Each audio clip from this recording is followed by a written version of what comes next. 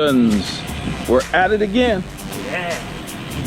We're Beautiful morning. we're picking up Mike Barrera from San Diego, California. Let's go through this intersection and come back. We're going to go to Taliaferro this week. Should be a beautiful day. The high will be barely 30 Celsius, about 80 degrees thereabouts. Yeah. And so with this beautiful weather, we're gonna pile in the Ks, steady pace, more, fall training. There is no real off season, just extra endurance. So it should be interesting. On this ride, Paul and I left Northampton, rolled into the woodlands. We went primarily to pick up Mike Barrera. He was the only one who showed interest in our ride. We picked him up. He was on time. We headed down Fish Creek. That's all off camera. We went past Honia. We took 105 all the way, took Walden Road. We wanted to show Mike Barrera the back way. We showed him Peel Road. Once we got outside of Montgomery, we started to film as we approached the forest of Mount Pleasant. You get all of that. This ride primarily is showing what really occurs on a group ride. It's not all putting your head down and going as fast as you can or as hard as you can. All out there, we showed him into Richards. We filmed until we got to Richards. And then on the way back, we came back 149, went through Bethel. By then, it was very blustery and windy. I mean, it was just pounding us. And we came back on 1097, past Montgomery on 2854. We took Mill Route, Raven Chapel, all through there to avoid having to just be pounded by the wind by heading straight south. Then we took Honia Egypt Road into the woodlands, where we parted ways with Mike Barrera and wrapped up our ride by riding the roundabout way back home. I think you would love the clips we got for you.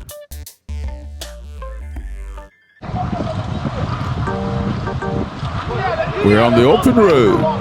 We're on Peel Road. We took Mike Barrera on some of our back roads to show him a different way that we normally use. Look at the grade on this thing. It's going up as we talk. Look at my body. I'm lowering my torso and I'm putting more force into the pedals. I don't care about the cadence because we're just chatting.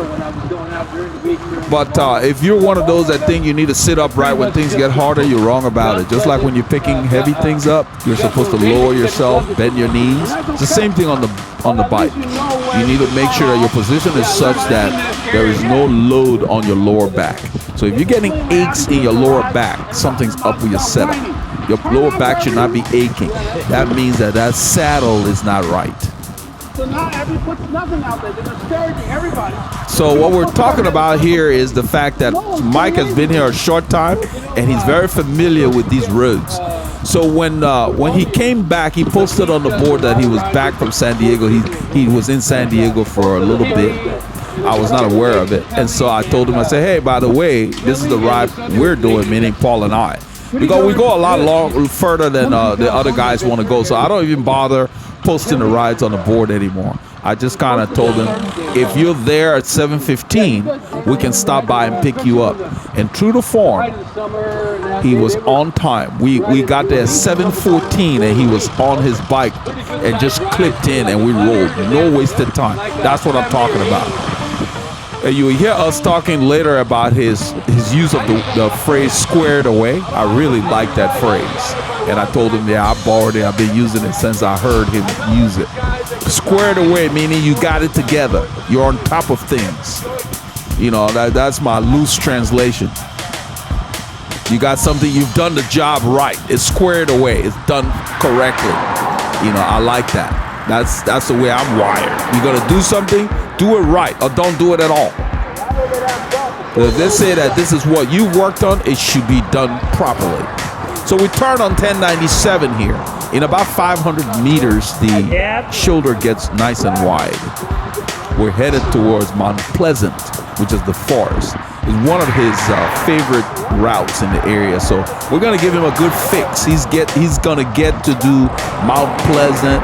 Then we're going to take him out on Taliaferro, which he's never been. And then we'll take him on a road called Cedar Hill, which really, really is out in the boondocks. And he really liked it. Very few cars.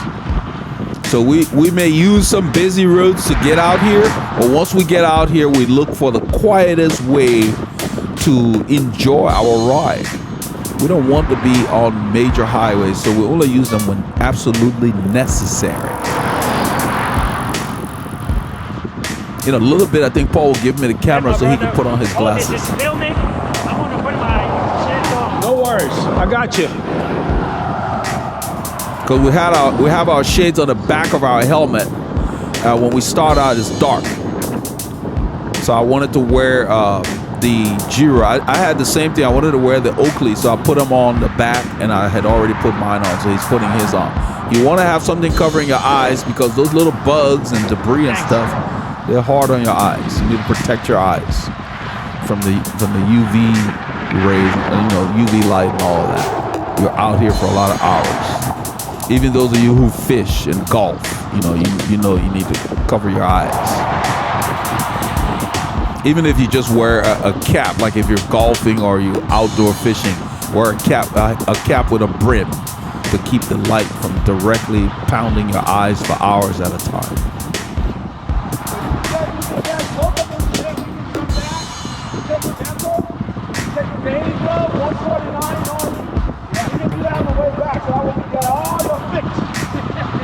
So I'm telling him that we're gonna incorporate all the routes that he likes to ride. So we're gonna come back from Richards on 149 and go through Bethel, and that will be off camera. We film until we get to Richards. So we're approaching the forest right here.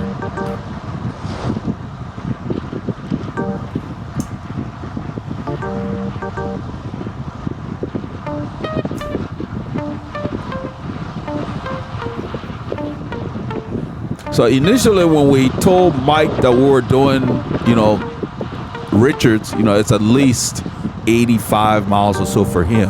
He was like, well, I've been off the bike for a week. I was in San Diego doing stuff and I hadn't been riding. I don't know if I got that in me. And I told him, no, that we're not riding hard. We're just going to ride steadily. And I said, you've got it in you. It's going to be nice. You'll enjoy it. And so he ended up, joining us, and I'm glad that he did.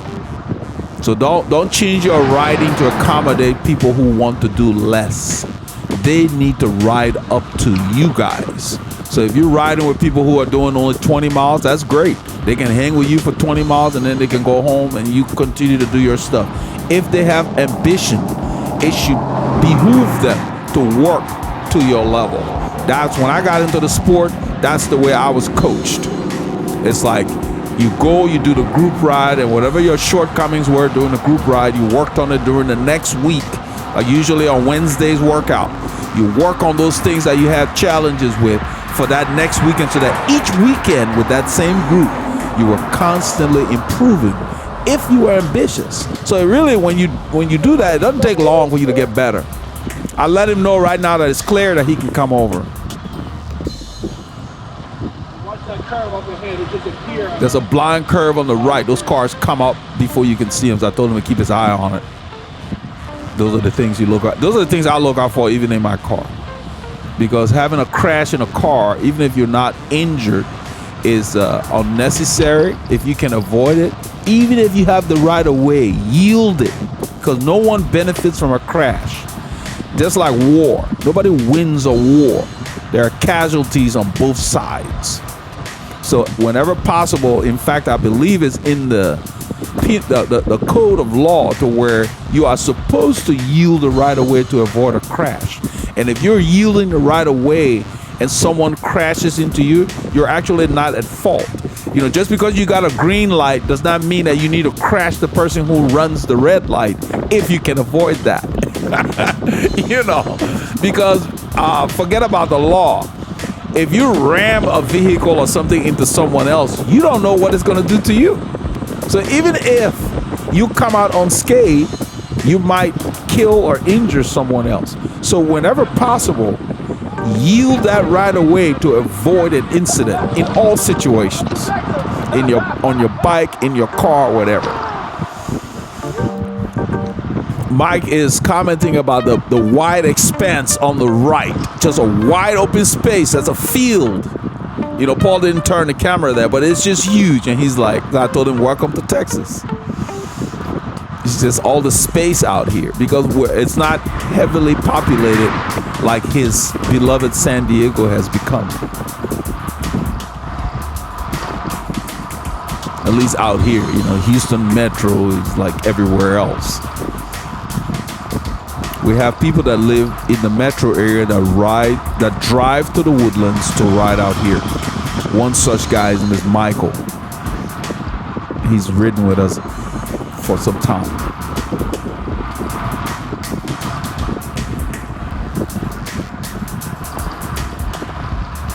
In a little bit, I will mention to Paulie Longa that we need to show Mike the water. There's a water station that a guy set up, but the water tastes like well water.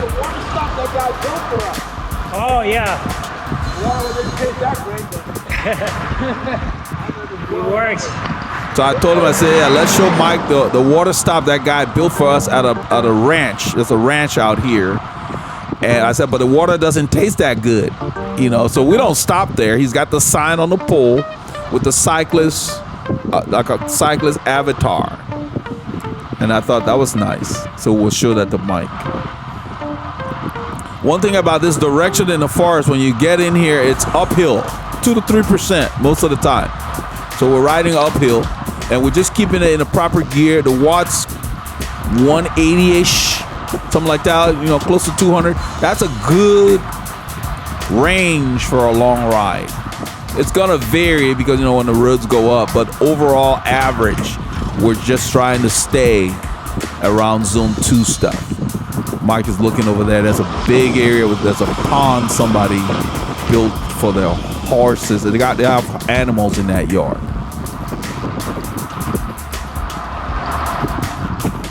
So Mike takes in the sights. He takes the time to smell the roses. This guy, like, he just came to the area, already got a couple of horses on one of our routes, on mill route, that he feeds. And they come and he cuts up apples and he takes them there and he gives them, it's a treat for the horses. He said they like the green apples. So Mike takes the time to smell the roses, and I think that we all can learn from that.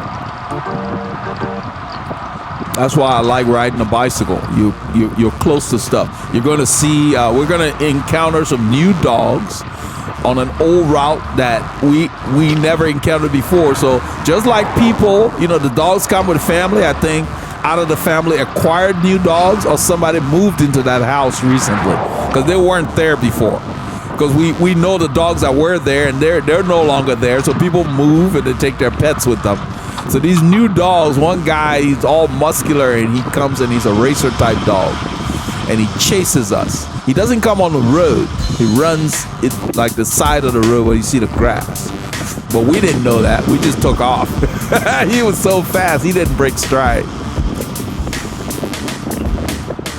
So now as we descend, there is some genius that is backing up his car up this hill in the curve, as opposed to turning around for whatever he's trying to do. It's just not a good idea. Right around here. See right there. He's reversing up the hill, and this is the kind of foolishness that causes wrecks. So he had to hit his brakes when he saw us.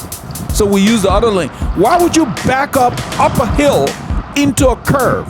Turn your car around and drive back to where you want to go. You can't see what's coming. Yeah, I'm good. But Mike Adams Paul's okay. It's like, you know, those kind of things are just, you create a hazard where there isn't any. Then they want to call a road. Like in our area here, there's an intersection at Goslin and 2920. Regular intersection, left turns, going direct, nothing complicated. They had a big crash there last week. They had to shut the intersection down. So someone posted on the neighborhood, there's a neighborhood page where we share information, like if you lose something or if you're looking for a vendor that services AC, you can post. It's a neighborhood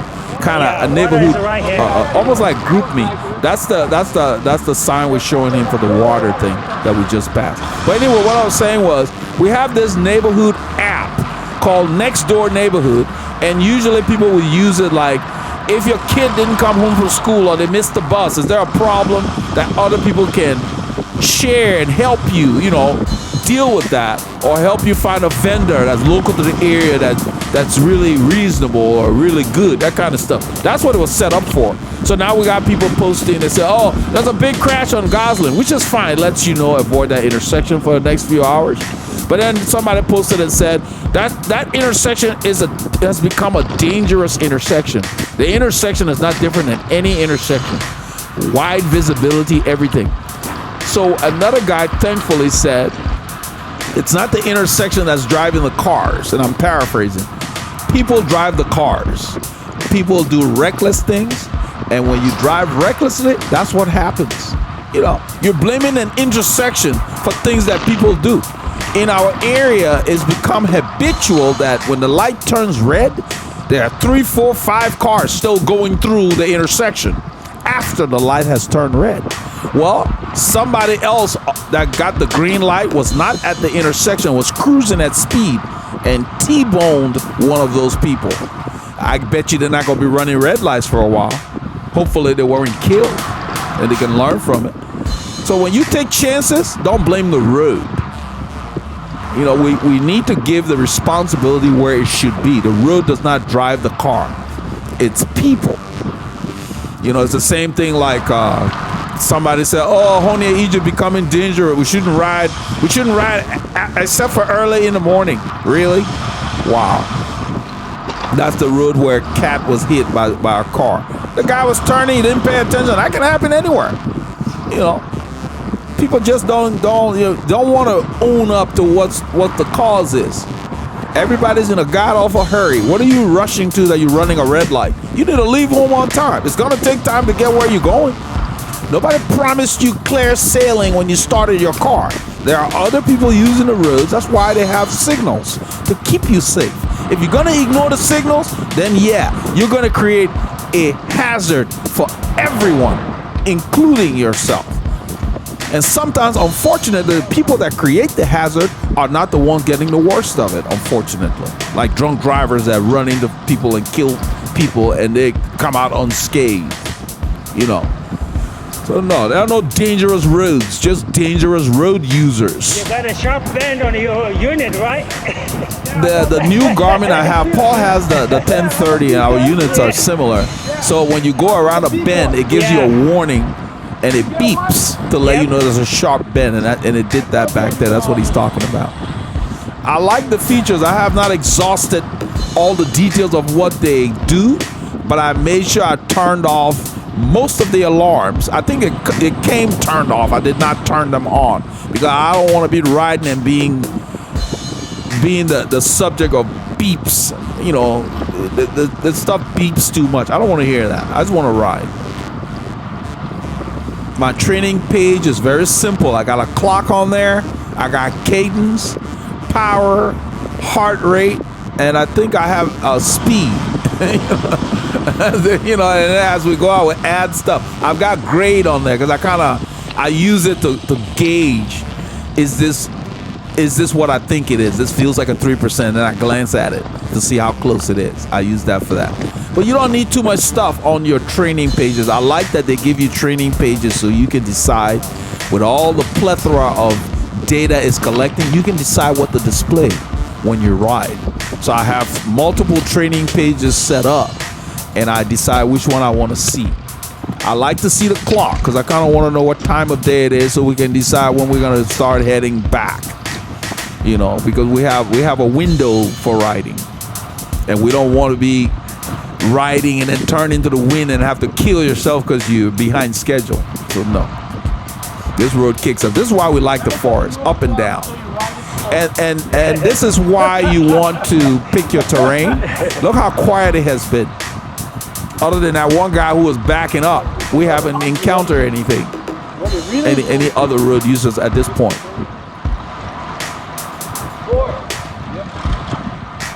I'm wearing my Souke kit. That's the black version of that green short that I really like. And man, it works. So I will put it in the description. Souke's going to be sending us some winter garments, and I will be making some videos about them because fall is here now. And you know, we had, like last week, it was 40 degrees. It felt so cold when I went out on a ride. I was trying to be cute. Well, you know, I dressed appropriately, but The first few cold rides, you're not acclimated. So when I got home, I was feeling cold the rest of the day while I was in the house. So I had to wrap up. So the next ride, the day after, that was last week, it was 45 or something to start. I dressed so warm that it felt like a ride in the summer. So I overdressed on purpose to make sure I would feel warm, because I hated feeling as cold as I did after the ride. So it takes a while for you to acclimate, and our seasons here are not gradual. We'll go from 80, which is like, let's see, 30 Celsius or 28 Celsius. We go to 10, or 7 the next day in 24 hours. It changes so dramatically. So from 7 Celsius last week, now it's 21 to start the day again this week. So it varies too much to where you've got to really, really dress appropriately.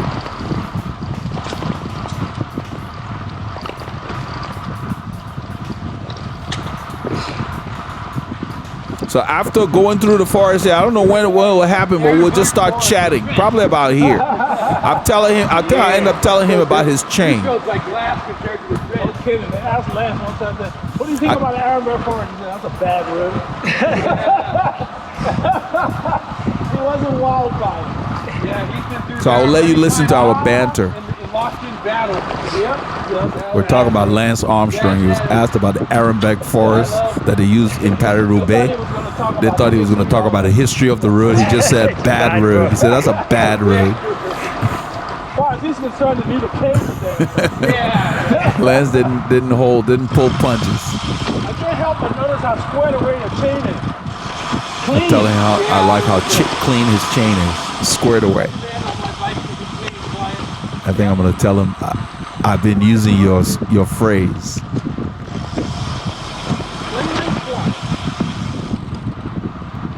I think it. I like that phrase, squared away. I didn't use it a lot. Yeah, that sure goes back in naval history. I like that. That was like the very first thing we learned at Officer Bandit School was, squared away. You had to be square. I mean, the very first. You basically have to be right. You have to get it together. Yeah. You have to be. Everything has to be just right. I mean, at Officer Bandit School, they break you down for the first couple months and then they build you back up.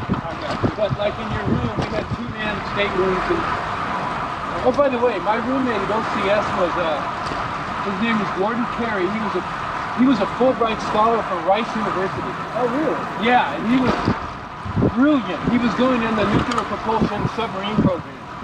He was absolutely brilliant. Rice University is local to the area, Houston area. Not only did your bed have to be a certain way, but in your closet, all your uniforms had to be a certain order, and all the books on your desk had to be exactly in the correct order. Wow. Everything had to be within, 100% order. You had your room would be completely trashed while you were out, doing some kind of drill. You come back and your room would be, they would have completely come in and ransacked your room. Yeah, you would have had to redo it. They taught you to be squared away.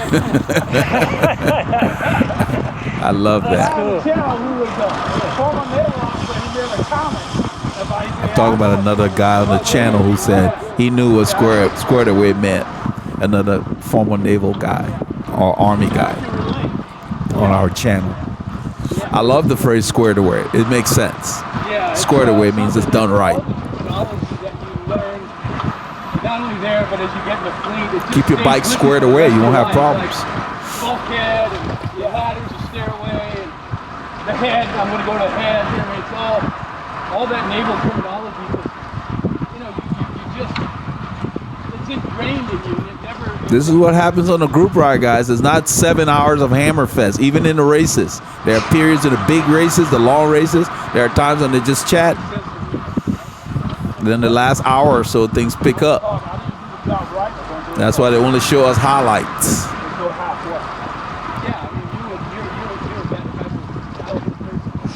You would appreciate that kind of stuff. And you notice our wheels are side by side. Don't be half wheeling your mates. You guys talking? to line everything up and have a conversation. It shows up with one dead battery. I'm like, what are the chances the customer will have a battery for this car? I happen to. But it's like, how do you ship a car and don't check that the battery? Yeah, we're talking about the lack of the quality of workers nowadays. I received my power meter from Garmin, the new replacement ones. One of them came with a dead battery. Now, who the heck works over there that doesn't check to make sure the product has good batteries in it? So what if I didn't have a spare battery? That's what I'm telling them.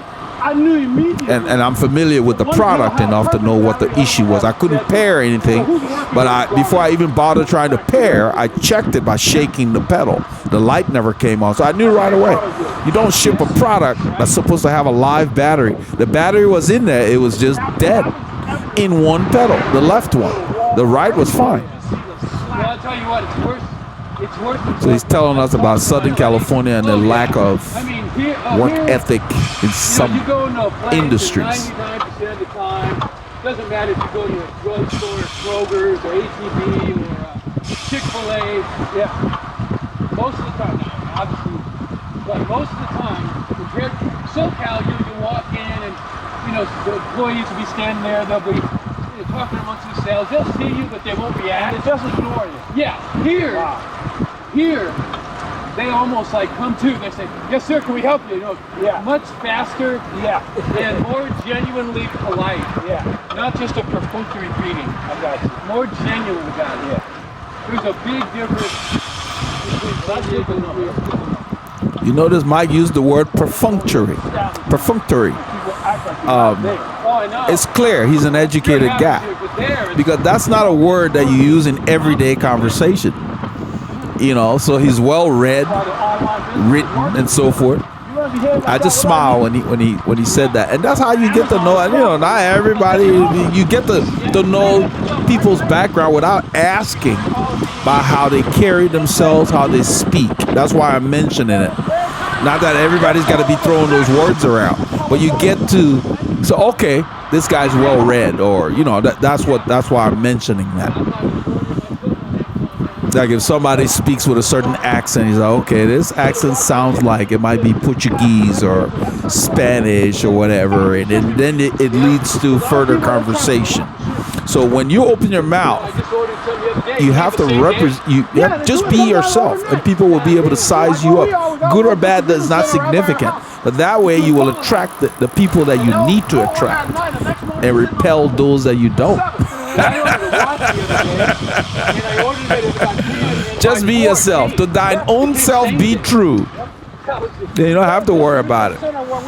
That was my attitude when I used to apply for jobs. I go to the interview as just myself. Because if you don't like me, then there's no point in me getting a job here.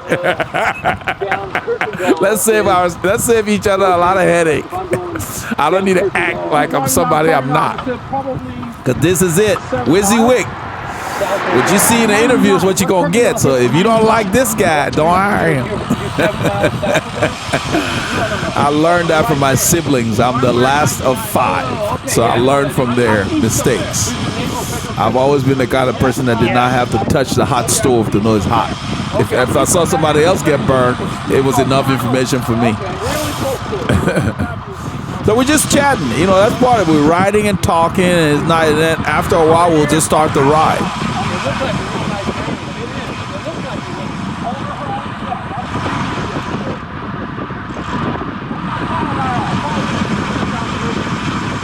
I think he asked me a question. I'm going to answer in a little bit. I will slow down and come back and clarify.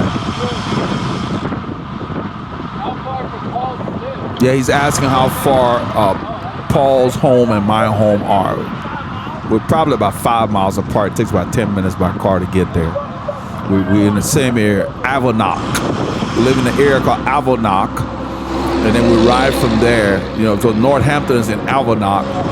Paul and I ride from Avonoc to the Woodlands when we're like today to pick up Mike, and then sometimes we'll bypass. Like last week, we went through Oklahoma, which is another area, west of us.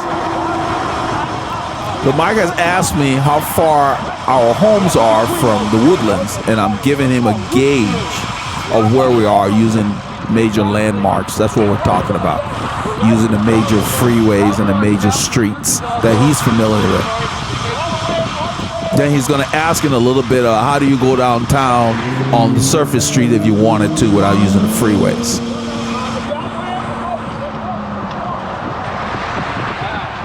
So because we're chatting, both of us were on the shoulder. The road's not that busy, but the shoulder was wide enough. We're just kind of chatting, and I'm answering his question. He asked about whether we can take side routes into Houston like Kirkendall.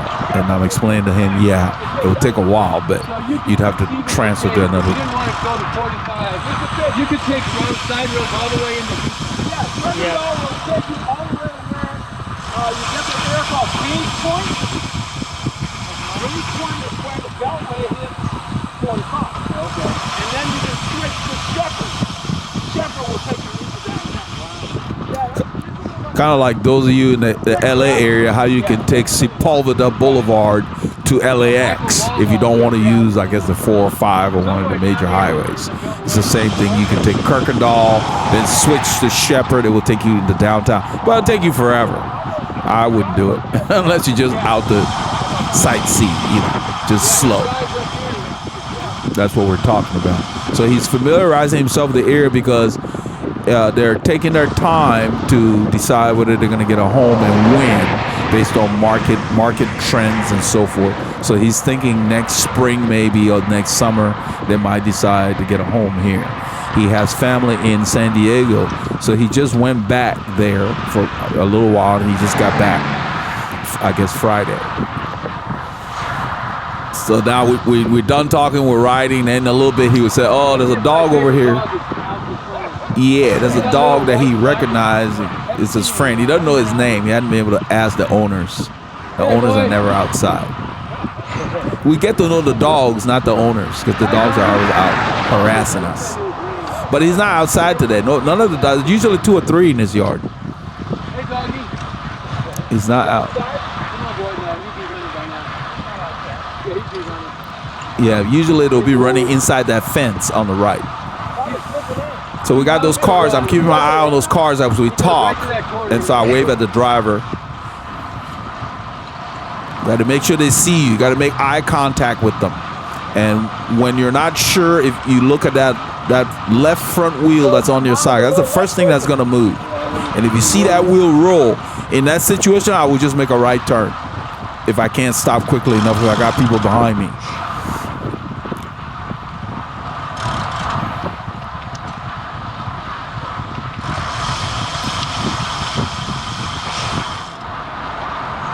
So I'm feeling cold. It's 17C. I have a base layer on, my summer base layer, and then the Souke jersey. It's cooler out here, so that's why I told Mike I'm going to do a lot of pulling because I want to stay warm.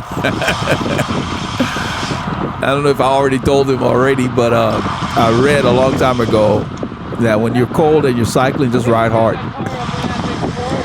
Look to the left. You see that car raised over there? It wasn't there before Mike noticed it. They put it on some kind of a post. It could be a salvage yard. Some of the independent automotive shops will do that as well.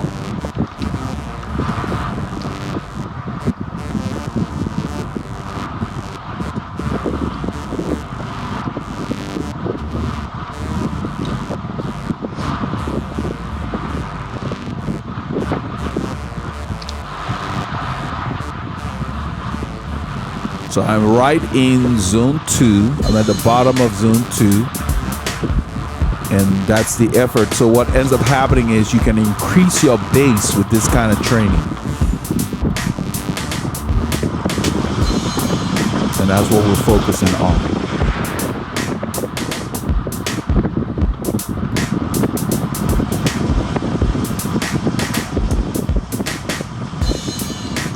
So the idea here is to keep the effort steady so everybody can find their rhythm. And so the person coming in to take a pull when you're done is fresh.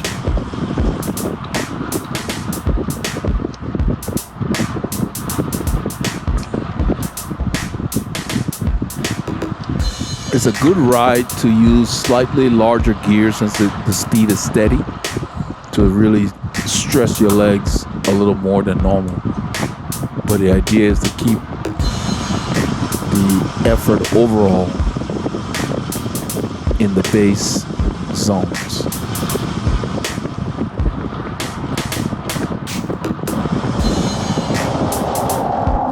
There will be sections of the ride where the effort will creep into sweet spots, and that's okay as long as you're not spending too much time there.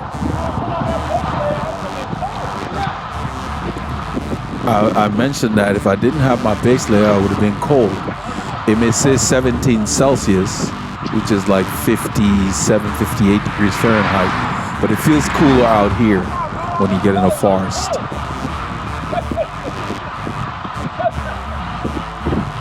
So I told him that earlier in the week when I went out, I was cold, as I mentioned earlier. So the first few cold fronts that come through, it's hard to adapt. And even most of the winter, it doesn't stay cold, it warms up. We have varying temps. So you have to really respect the temperature and dress appropriately.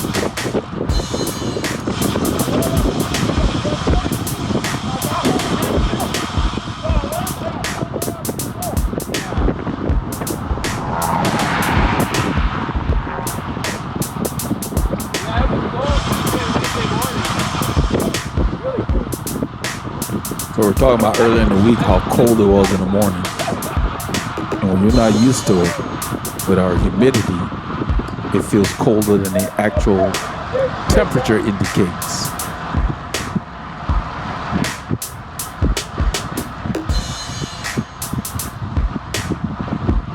Yeah, I was real lazy this week. I didn't set one foot on the bike. The only exercise I got was going back and forth to the clubhouse and getting lattes. Mike's telling us he didn't get on the bike all week. He was out of town in San Diego. Yeah, they go for a good back burner. But really, the most important thing is the camaraderie and the beauty of this place. Yeah, Mike loves the forest. I told him, I said, this is the perfect ride if you've been off for a while. My wife and I were just commenting on that.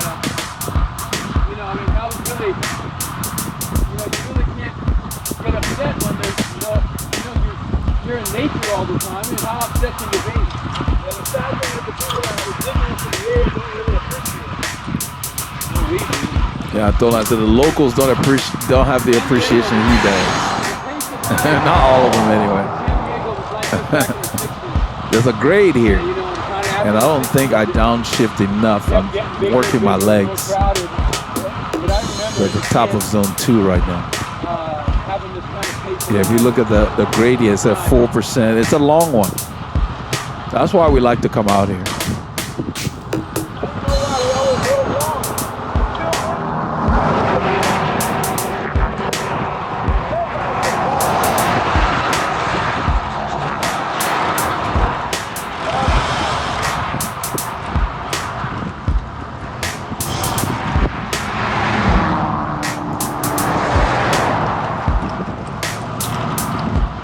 Picturesque morning. It's a beautiful day, fair day. I gotta tell you, nowadays, if I lived there, the 29 degree temperature, I'm happy to admit, I would get my little butt in the car driving. Mike says that he doesn't brave the cold anymore. He's not racing anymore, so he's like, I'm not going to be going on 29 degree weather. I'll wait till later until it warms up. And we do that sometimes. Except for Saturdays, you got to get our hours in. But during the week, yeah, you move schedule around. Go out at lunchtime, a little warmer, if you can. So there were a lot of debris on the road in this section here that we're in, and they've cleared it. I told him, I said, I think the park rangers probably did that. Because there was a lot of debris piled on the road, saplings and stuff that were cut. I told him they got Smokey Bear on the sign, and we showed it to him when we're coming back. When you're coming back from Richards on 149, that was off camera. They have Smokey Bear on the sign. You know, the logo or the slogan that he prevents, what he says, prevent forest fires. They have it carved into a wooden sign.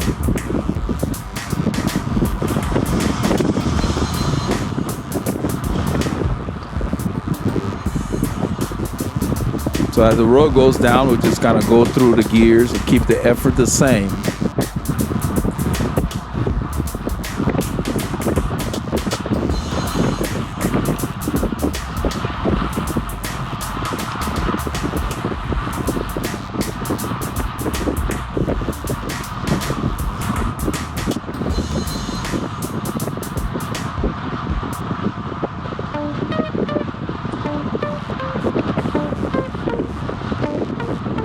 So by keeping the effort steady on these kind of rides, you get deep conditioning without too much strain. And it tires you out. The hours on the bike, yeah, it makes a difference. That's all the more reason why you need to keep the effort low.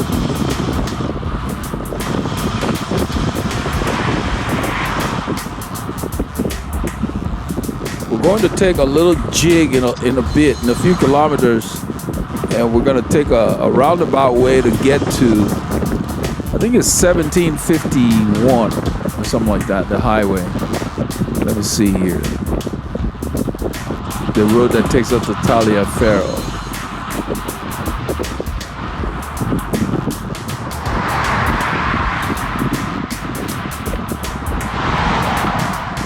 We're going to show Mike our little roundabout way.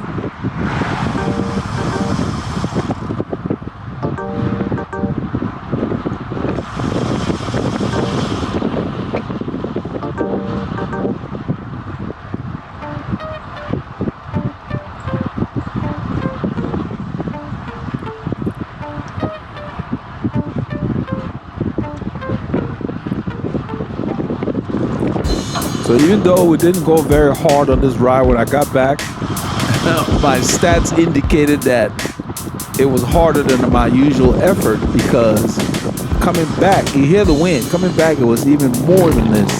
Very blustery. We have a cold front in the area that's coming in currently this week, and it was in the area, so we had a lot of wind the entire weekend.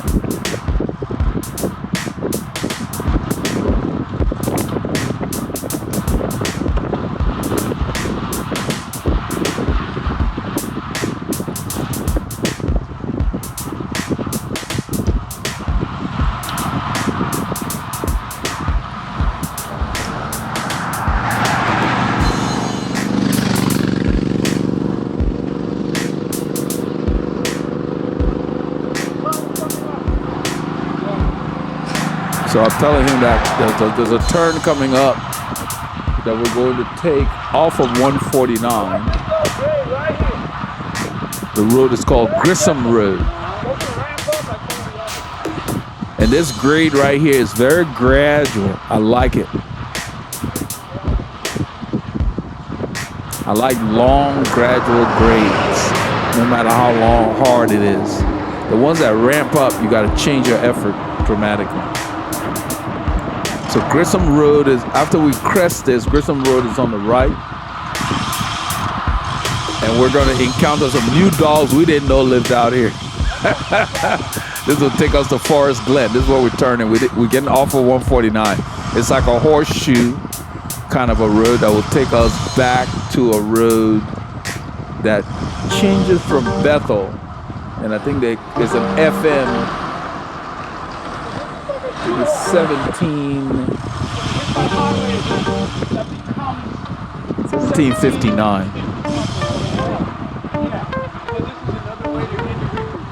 Exactly. Well, this is the outskirts. I mean, it will take us to Taliaferro. But what all this does, it takes us to basically Bethel. Oh, because Bethel goes across 149 up there. I'm explaining the mic so he can get his bearings. mile east of where Bethel is. Then we'll turn right and go to Taliaferro. You'll like that. So instead of staying on 149, which is very busy, we get on this scenic road and take a few extra kilometers to get where we're going. It's a fort, you know?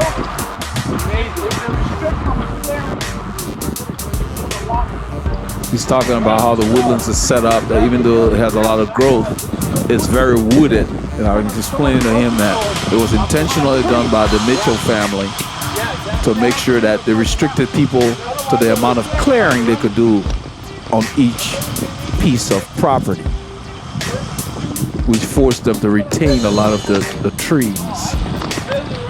Thus, the name the woodlands.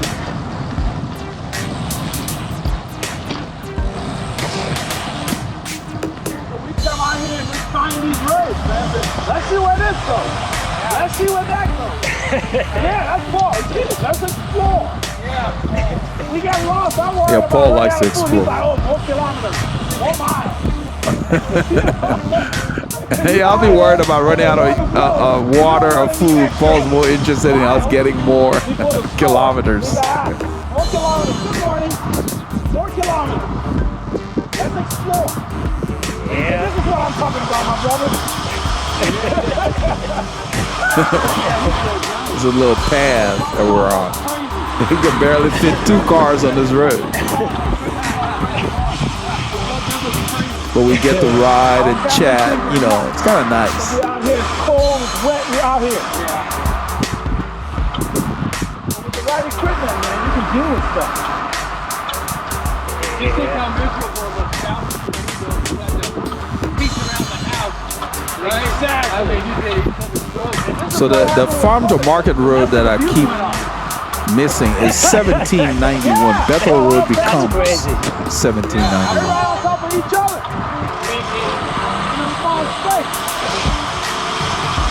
Now he's talking about how congested it is where in Southern California.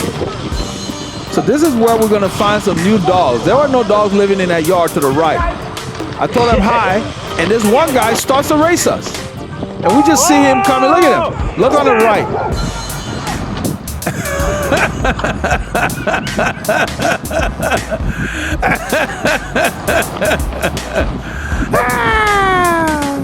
He's not winning.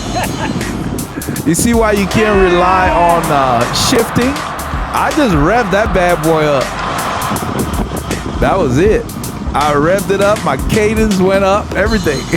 Get away from those guys. We didn't expect a dog to be in that yard. First of all, I greeted them, and then he's like, okay. And this other little guy up here want to act tough. Look at him on the right, a little white dog. Good boy. Oh, quit it. You're out of shape. I told him I said he's out of shape. Work out. Well, that'll wake you up in the morning. I don't remember what dogs were not yet. That's not what Nope. All these dogs are new. I don't remember them, so they must have just moved to the area. There used to be dogs. That crazy dog. There used to be dogs earlier on the circle when we started it, but not on this end part of it. So these guys are new. They just moved out here. The big one. Oh my God. Yeah. Threw us off our plan, our That effort one back level. there had nothing but muscle, man. Yeah, that brown dog, he was just fast, Jack. He was about the size of that little horse I beat. There was a big dog here that Mike is talking about, but the size of a big mastiff. and smart. He never ran. He's a brilliant one. He ain't wasting his energy. He's got the cannon fodder going The brown dog never came on the road, so he's kind of a herding dog. He's racing us, but I just like to keep them behind me where possible. They're chasing the paws in our wheels. That's what they hear. He was fast. Yeah, he was. I spun out my gear trying to get away from him. Then that short white guy shows up.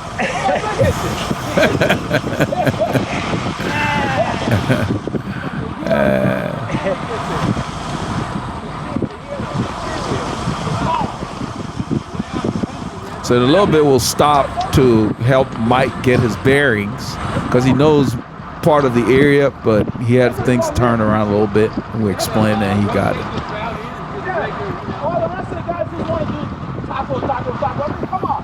Cars zooming by you the whole route. Do something different. So I told him, I said, every now and then the other groups will come out here. Even our group, when Mark was leading it, he'd come out here from time to time.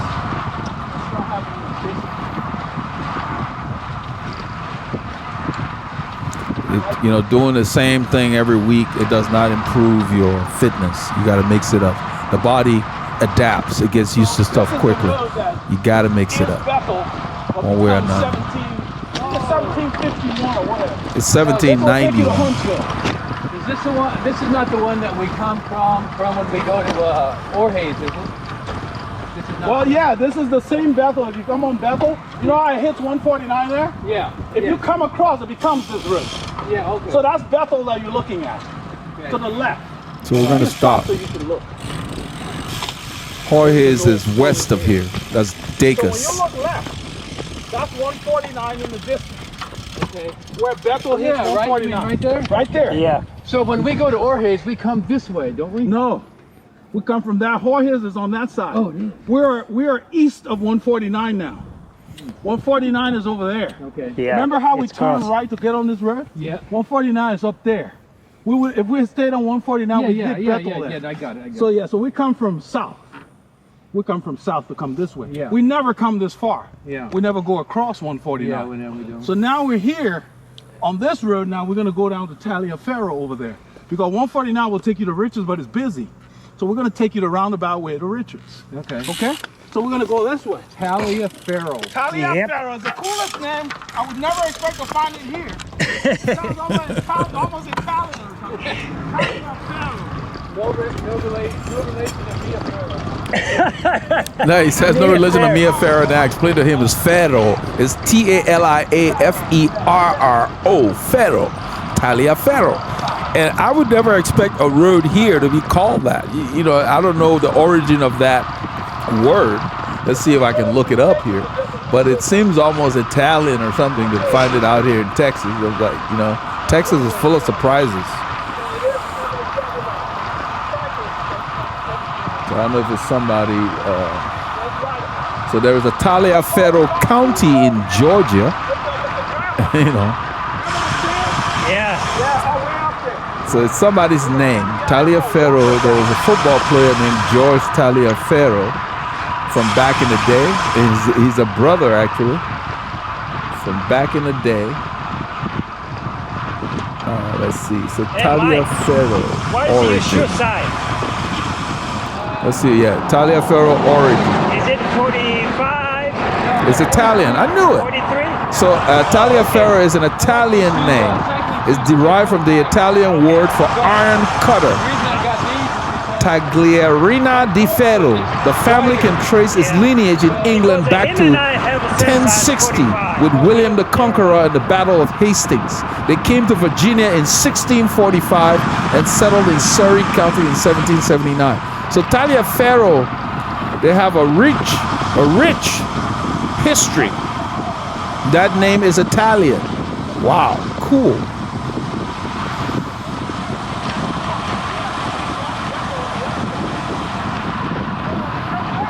So the origins of the Taliaferro name were of interest to George White, a Virginia colonial lawyer and classical scholar who had married Elizabeth Taliaferro.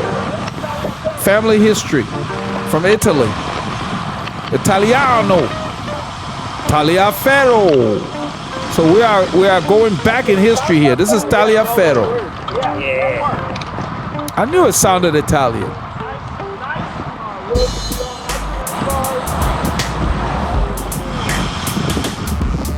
So Texas is a rich melting pot. There's nothing out here. We usually take a deep break on the road. And then we're going to take you even deeper into the country. So Mike's gonna ask if this is part of the forest. I believe it is. I'm trying to look on the map here to see if I can tell because the Sam Houston National Forest is just under the trees. But in the summer, It goes all the way to New summer Waverly, is Texas. beautiful down here. Is this considered forest still? No, this is not part of the actual Sam Houston National Forest. It's still a forest. It's still somewhat, I think Yeah, it's probably privately owned. I'm trying to find out whether the forest, the national forest, extends to this So it street. might be part of the forest. That's probably why it's not cut down. If you stay on this road, it hits a road called Dave's County. After say 5 miles. Okay? We're gonna hit the same road. We're gonna go further east. That road further. We found that one day. The Sam Houston National Forest, one of the 4 national forests in Texas, is 50 miles, 80 kilometers north of Houston. The forest contains 163,037 acres between Huntsville, Conroe, Cleveland, and Richards, Texas. With land in Montgomery, Walker, and San Jacinto counties, the Sam Houston National Forest is intermingled with privately owned timberlands and small farms. And that's why I could not answer his query as to whether this was part of the forest or not. So the district ranger's office for the forest is 3 miles west of New Waverly on FM 1375, which is that chip seal road that we ride on from time to time. So the early history of this forest is the 3 counties that contain the Sam Houston National Forest, Montgomery, San Jacinto, and Walker County, yielded evidence of human occupation dating back 12,000 years in these counties. So these counties have been around for a long time. This is old country. We got a lot of hiking and stuff going on down here. They allow hunting in certain times of the year in the forest as well, and also boating. They have Lake Conroe and Lake Livingston nearby. Lots of wildlife. Deer is the popular game in the Sam Houston National Forest, with squirrels second. I'm not sure who's hunting squirrel, but they also have quail and dove around the timberland. And then fishing and duck hunting can be enjoyed on area lakes and streams. So there's a lot of stuff going on in the area. And the Lake Conroe area that we go through all the time and the surrounding forest land provide wintering habitat for our endangered bald eagle. During the winter months, the eagle is not an uncommon sight soaring over the lake, perched on a flooded snag or in a tail pine along the shoreline. So the bald eagle hangs out here. This is just rich country here, man. Just nice. You get a car now and then.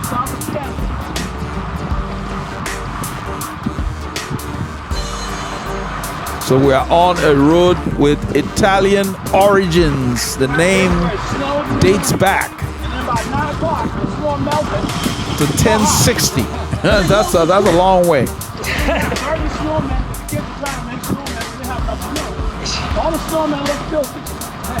I mean, the family dates back to 1060. They didn't come in here at that time. So that was cool to find out. Taliaferro.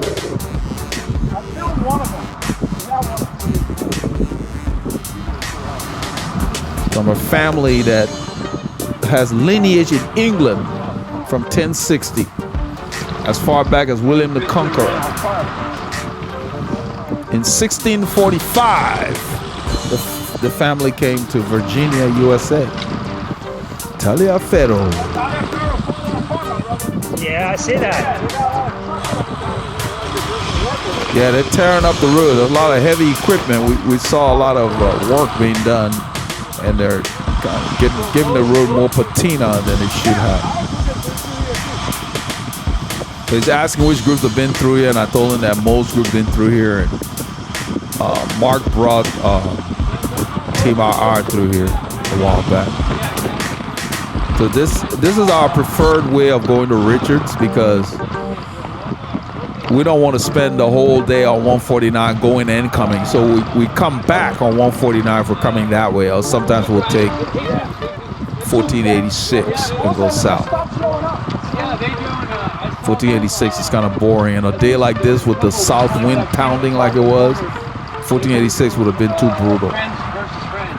Yeah, friends of friends. Yeah, friends of friends. We're talking about one of the local groups here, Friends of Friends, and how the riders have been fractured from different groups and joining different groups. So,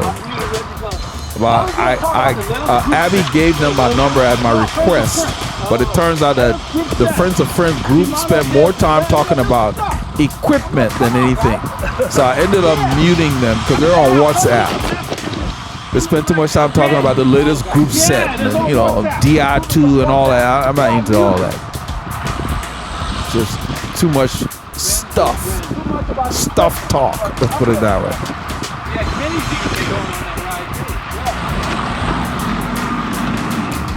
And they have a good mixture of riders.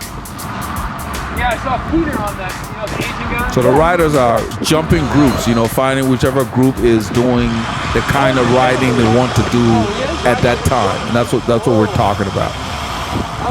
Like right now, Paul and I are doing our own thing because the Team RR group has fractured to the point where you got a lot of people with no ambition that just want to go for an hour and a half on Saturday. That just doesn't work for us. And we shouldn't have to lower our level for other people. They need to ride up to our level. Like, if we were to go to Mo's group to ride with them, we wouldn't expect them to slow down for us. We need to speed up and ride with them. Yep. So we just decided that we're only going to ride with the guys who want to do big rides. Or if they're going in the direction we're going, then we can ride with them when we're warming up and warm up with them and then leave them and go do our ride, which we've been doing for some time. It's at least 75, 80 miles, depending on where you started. They know. It's like, okay, yeah, that's a problem. I'm going to tell the bus guys come around and they're going to say, where the hell were you on Saturday? I said, well, we went to Taliaferro. Oh. Taliaferro. When you tell people you went to Taliaferro, they know you did a big ride. Because there's no shortcut. Jerry will ride and then go home, eat, and go back. We talk about Jerry. Jerry rides a lot. Jerry loves riding his bike. Those are the guys who want to ride with Jerry, Abby, Doug, Greg. People who want to do big miles. The cows are under the tree on the left. I told her, I said, it's not that hot. What are you doing on the bus side? It's 70 degrees, 69 degrees Fahrenheit. They're under the tree in the shade. I go by 10 or 12 of them. This is what happens on a group ride. It's not all nose to the stem and hammering all the time.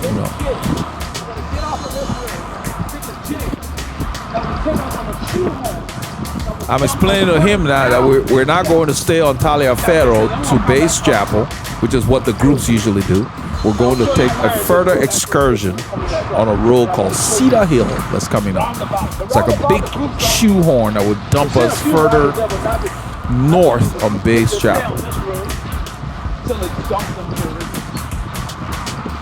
One day my brother and I came out here and we saw this other room. Let's see where this goes.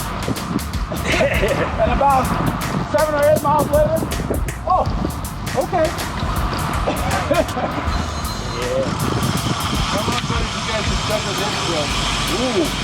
Years, like 3 years?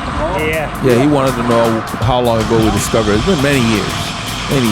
At least 3 years ago. There's nothing out here. Farmers. That's why you don't get too many cars. Yeah, right. Same thing you're going to experience when we go west. And they have these little paths. Yeah, we need to take Mike out west. He will really love it. It's not the right Magnolia West. No, yeah, Magnolia West. The roads are designed, you know how you see those movies, the cycling movies in Britain, where they got those hedges by the road, and you wonder how cars fast is on it? They gotta wait. That's the kind of road, those county roads. Big enough for one car. So the cars that are on there have to drive slowly anyway. Yeah. So they come up on you slow. But you get a car every, 10, 15 minutes? Yeah. I mean, nothing. It's just, we got on this farm to market road, which is wide open. And we have one car. I was like, wow. Yeah, you don't like it out there. And it's lumpy. I'm talking 10, 12%. I mean, it's like hardly anything out here. So I just found out that the origin of the name Taliaferro, although being Italian, was originally Tagliaferro, and it was altered to Taliaferro. So they dropped the G out of the first part of the name. Instead of Tagliaferro, it's Taliaferro. Many names have been modified over the years. My wife's maiden name is Baptiste, which was modified from Baptiste, Baptiste. Her dad changed it to Baptiste. He dropped the P. What's the highway name? It's a French name. 30, Highway 30. If you blink, you miss it. The post office look like Shiro, Texas. That's what I'm talking about. Shiro. This is a nice little climb here. Look at that, 5-6% is registered, but it felt like 7. I stayed in the same gear and just stood. Not much going on there, man. It's pretty dead. Yeah, he asked about riches. What do you think about riches? I said, there's nothing going on. He'd be bored today. He'll ask me again. He said, I wonder what it would be like to live here. I told him, you'd be bored. There's nothing happening in Riches.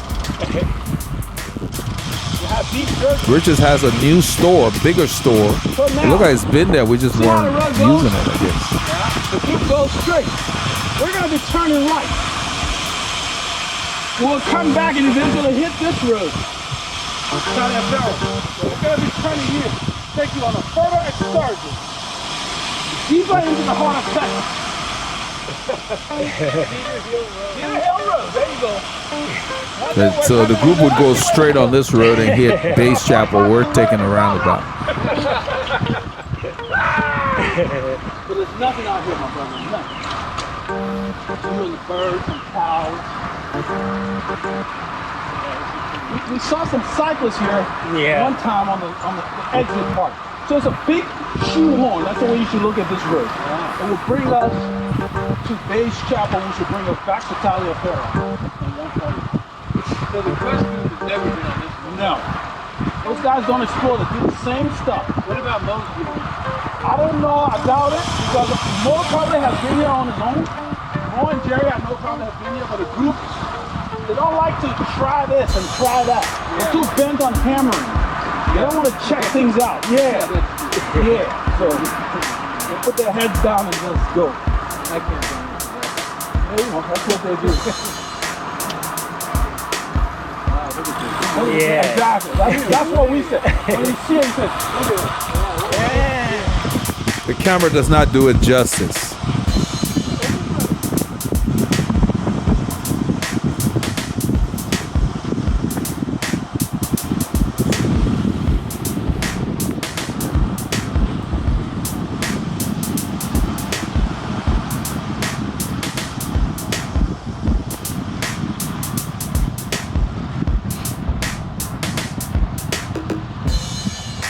Was that a beauty or what?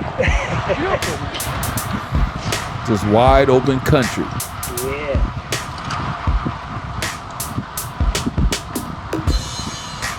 Veers off to the right. That's where we're going. There's an abandoned house there. Yeah, that's somebody's private drive. That just goes there.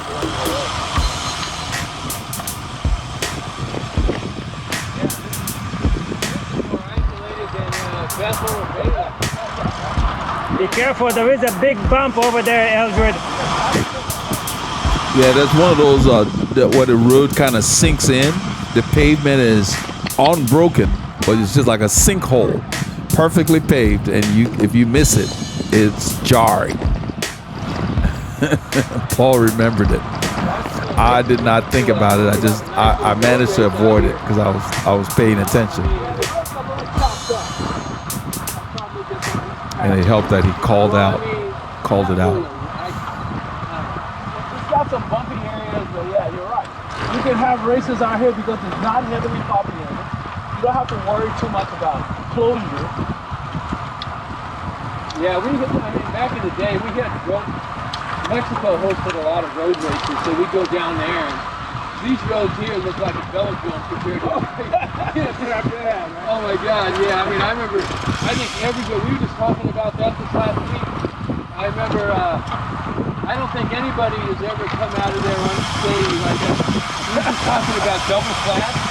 Somebody just said said, oh yeah, you remember when we all double flat? I mean, there was a pothole that, you know, it was like in a shadow, and it was so big that you went over and just pow, pow, pow, pow. So Mike's talking about racing in Mexico. They would go across the border and do some races from Southern Cal. And Mike used to host races as well. So he said, you can hold races out here. You got nobody out here.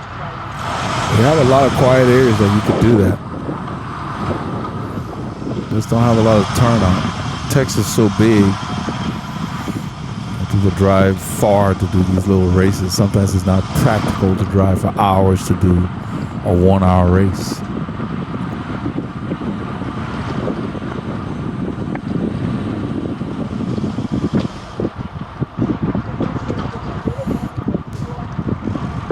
So this is a part of the ride. We're just kind of chatting and, you know, showing him the area and just enjoying it. And this is how you pass the kilometers or the miles in the off season or throughout the year. This is when group riding is fun, because really when I'm doing intervals, I'd much rather do it solo. Look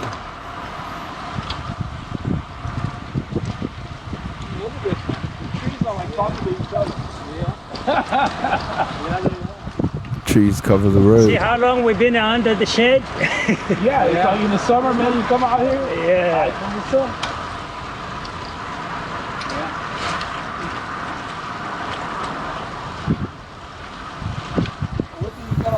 After you get through all of this on base chopper, it's wide open and quiet and lumpy. And if you're in the mood, you can stretch your legs.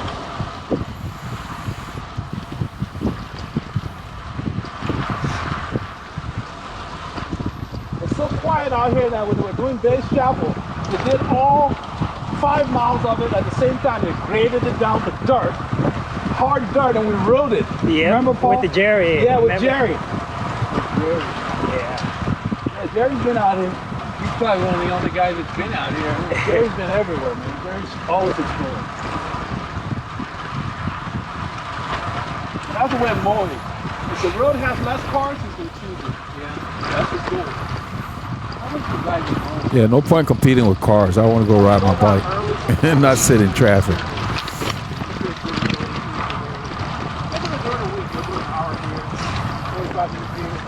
Even in the neighborhood, when I'm just spinning around, I still look for the quietest roads we have close to home. I saw more ride with us in the winter there. Then once spring started, he had to wrap it up. Did his own. He ride with training by himself. Enoch and all those guys. A lot of his rides he does things. Then you'll ride and hook up with a group.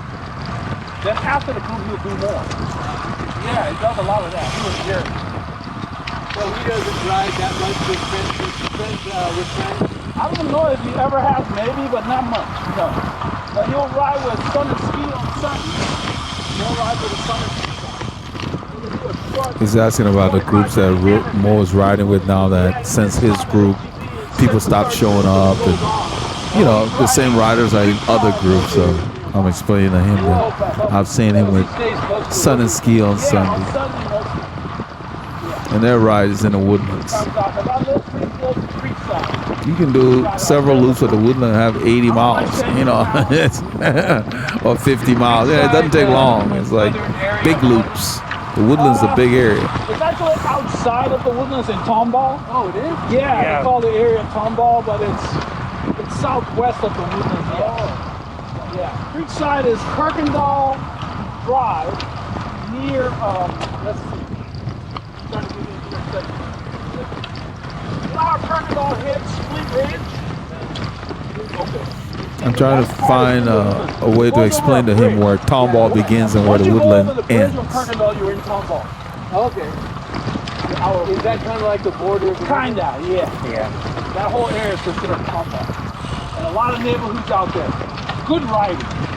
Close to home, where you can get a good workout. Because Creekside Forest goes all the way to Burroughs Park. A little park out west. Abby spent his time there too. Yeah, Abby's always in that area. Abby. It's close to home, so. Where does Abby live? Yeah. Somewhere in the woodlands. Oh. Yeah, he lives in the woodlands. Oh, yeah. Not sure exactly where.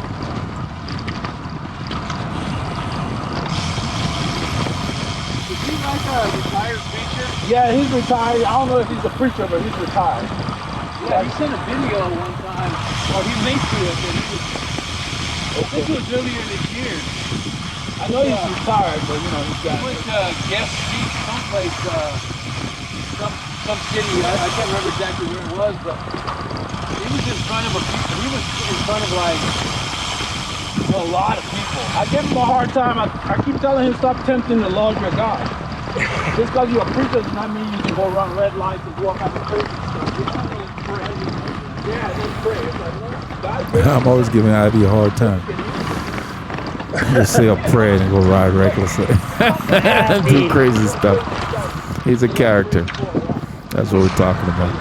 Mike wanted to know where everybody's been putting, you know, their rides now that the off season in, and so that's what we're chatting about. Does he? he's scared. Everybody. Look at that big dog coming. Where? There's a dog on the left, but he's fenced I don't in. know where he's going to get through, but I don't know where he's going to get through. There's chicken wire over there. They got Yeah. chicken wire, some kind of small wire to keep him out. Keep him out. Damn, he wanted to get through. There's in a yard on the left. All these Yeah, pine make, trees on the right look like they were planted. yeah, look at how straight they are. Yeah, they're just in a perfect row. And all the way. Just pine trees galore.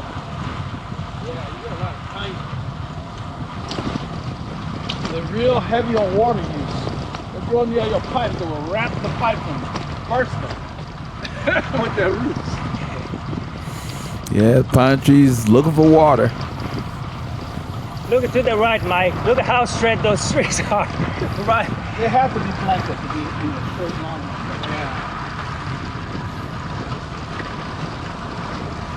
Before we got to Baines Chapel, this road was bid you farewell at 7%. Don't let the dog kick you on the way out. Exactly. It's like, okay.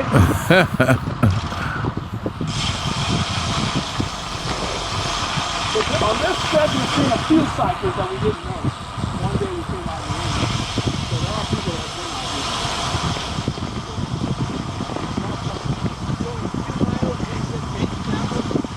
Yeah, exactly.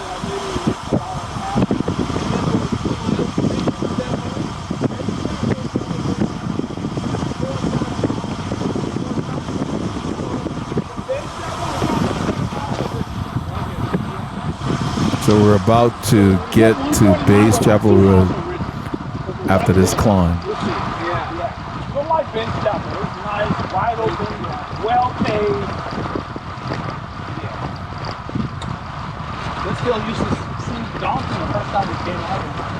It's like an old frame with all the patina, the cracks and crevices. Got all kinds of lines.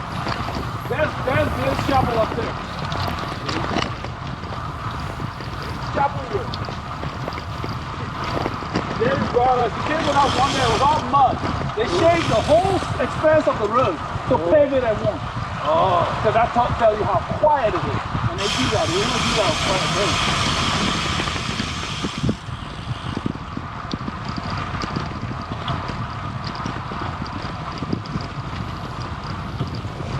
So as we exit this area here, So we're going to go on the left.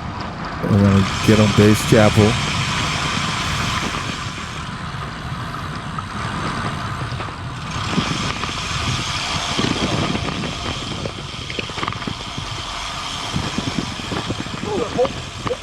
Hope. We just came from Hope. This is Baines Chapel.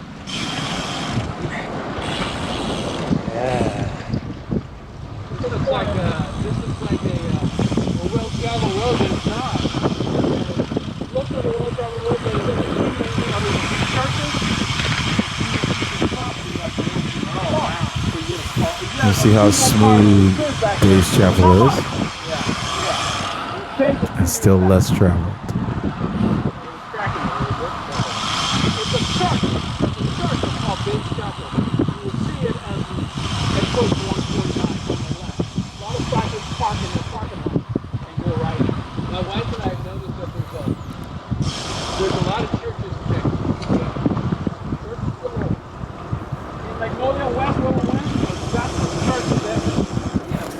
Yeah, Mike's saying that he and his wife noticed we have a lot of churches in the area. I'm telling you, in Magnolia West, there's a lot of Baptist churches there. This road is named after the church at 149 where it intersects this road, Bays Chapel. So the road to Bays Chapel is called Bays Chapel Road. Makes sense to me.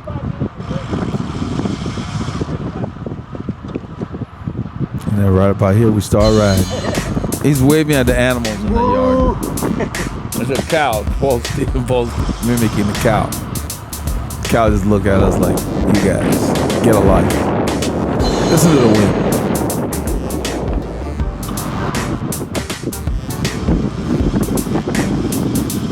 Going into the south wind.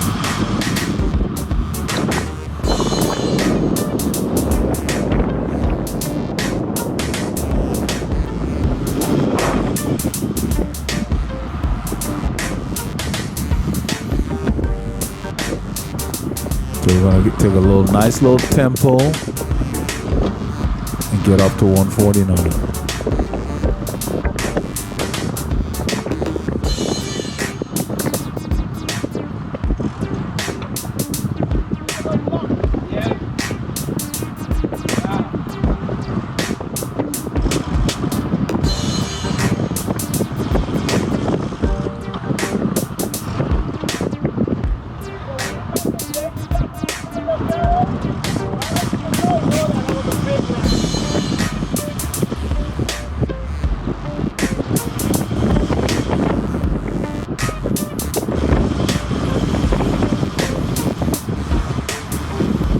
This is our first experience with the blusteriness of the wind.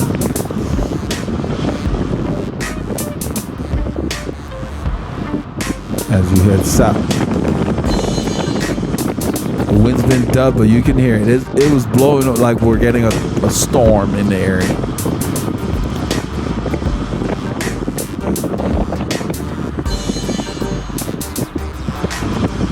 So I just settled into a rhythm and I'm using the terrain, using the gears properly.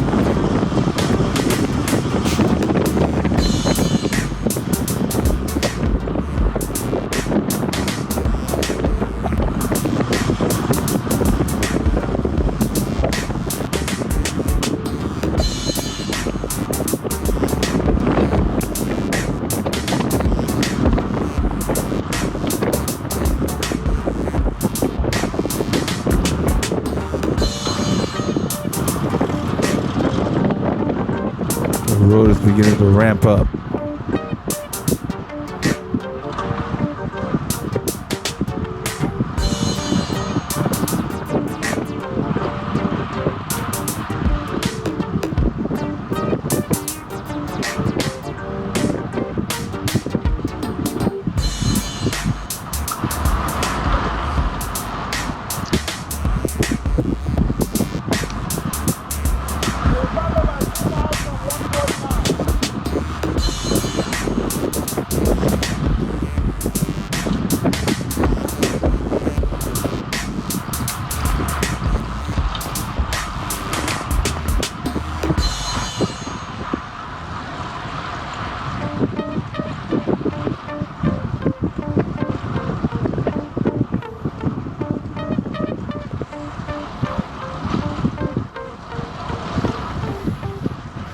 You can see it ramping up as we approach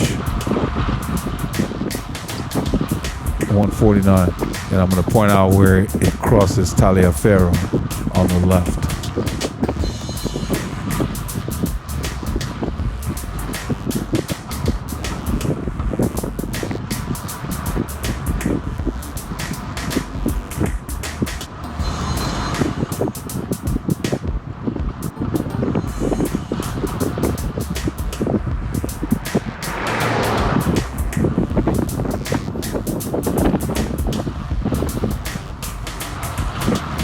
So when the wind is out there, just settle down, find the appropriate gear, do your thing, let the wind do its thing.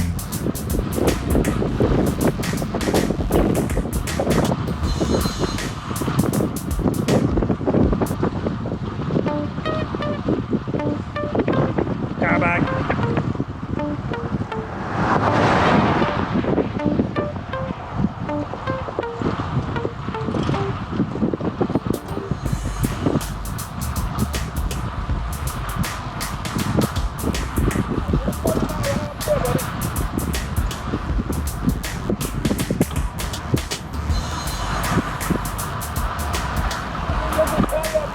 That's Taliaferro right there. Had we stayed on it, that's where it would have dumped us.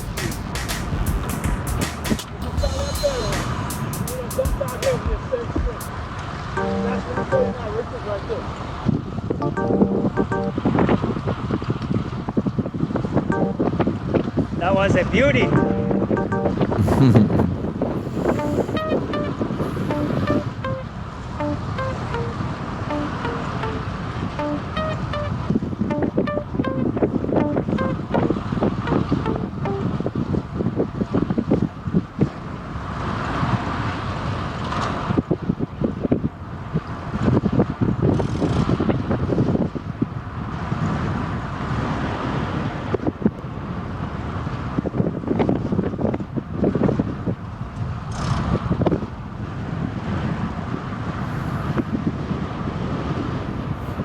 I believe that's Base Chapel on the left there.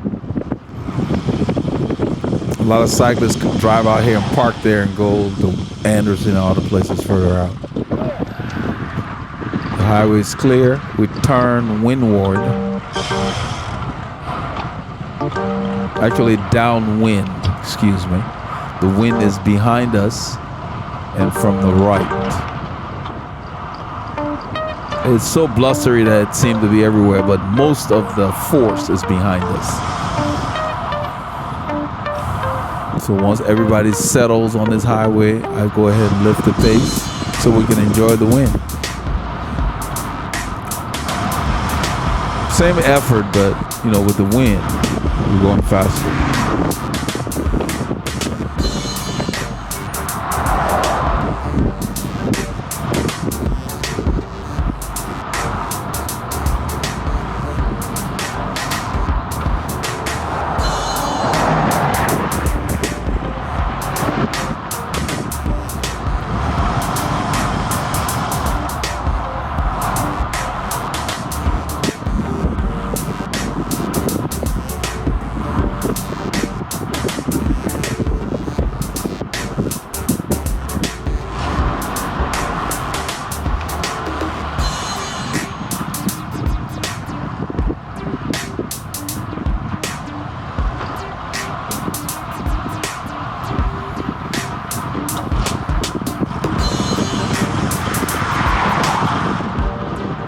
So the effort is the same. We're in the top of zone 2, but because of the terrain and the wind.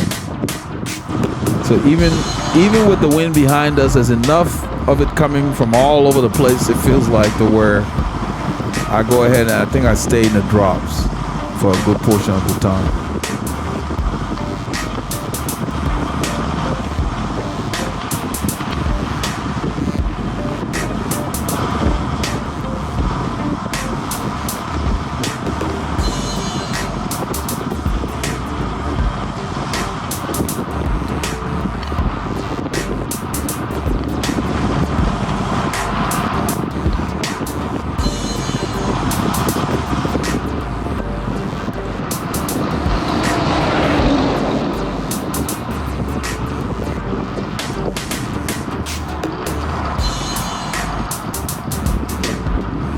For the most part, we were able to ride at 22 to 23 miles an hour.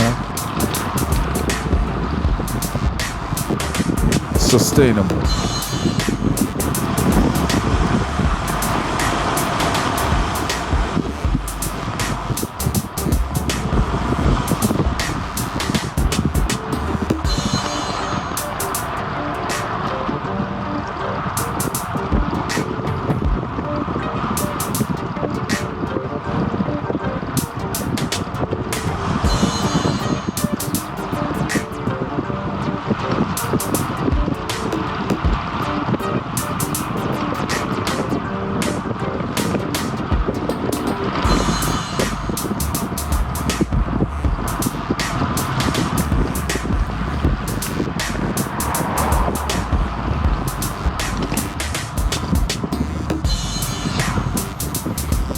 I wanted you to get an appreciation for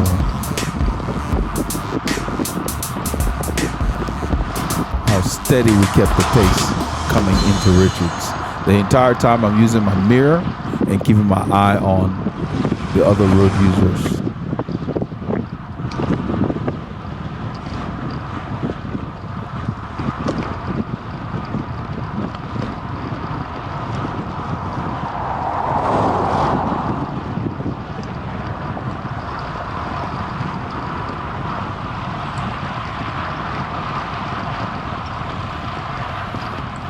This is Richards, Texas. Yeah. Richards. You blink, you miss it. Yeah.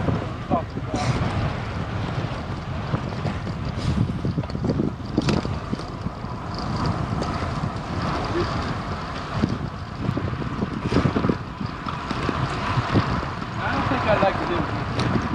What's going on? You've been bored to death. Bored to death. That's all the time on your bike. So I don't know what you all did this weekend. Remember, get your K's in and keep the doctors far.